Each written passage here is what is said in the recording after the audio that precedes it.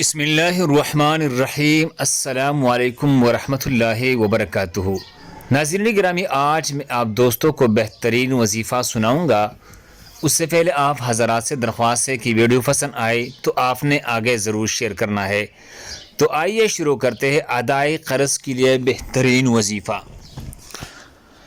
ناظرین گرامی، اللہ جل شانہ قرآن عظیم شان میں فرماتے ہیں قل اللہم مالک الملک تؤتی الملک من تشاء وتنزع الملک ممن تشاء وتعز من تشاء وتذل من تشاء بیدک الخیر انک علی کل شیء قدیر۔ اس آیات مبارکہ کی خاصیت یہ ہے، ادائے قرض کے لیے 7 بار صبح و شام پڑھ لیا کریں تو انشاءاللہ اللہ کے فضل و کرم سے قرض ادا ہو جائے گا۔ اللہ ہم سب کو اس پر عمل کرنے کی توفیق عطا فرمائے۔ جزاکم اللہ۔